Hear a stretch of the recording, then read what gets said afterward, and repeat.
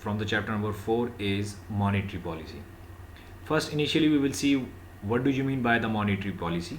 If you remember, we were discussing in the last class the fiscal policy. Fiscal policy was all about your revenue, that where you will earn the money and then where you will spend the money.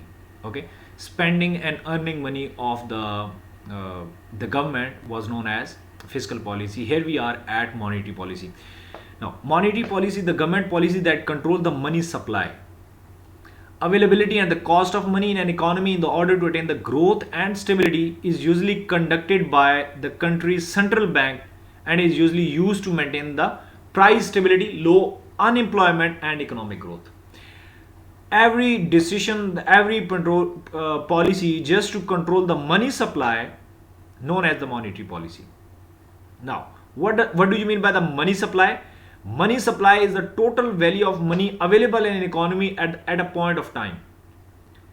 The government can control the money supply through a variety of tools, including open market operations like buying and selling of the government bonds and changing reserves requirement of the banks. Getting my point? Now, I already have mentioned that your syllabus does not require you to study these in depth. You just have a proper idea that what is monetary policy and what do you mean by the money supply. Monetary policy measurements, how we can measure it.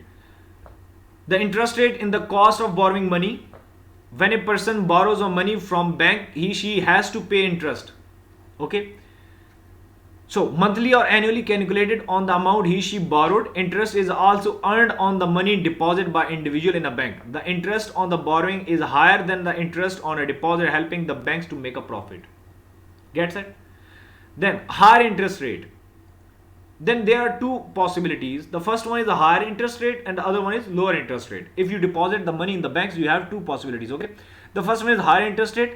Higher interest rate basically will discourage borrowing and therefore investment. It will also encourage people to save rather than consume. Okay, if you are getting higher interest on your saving money, so is what you will do, you will prefer to save it rather than consume it.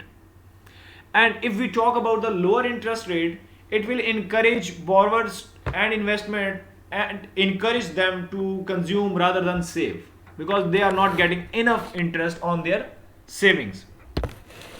The monetary authority of the country cannot directly change the general interest rate in the economy.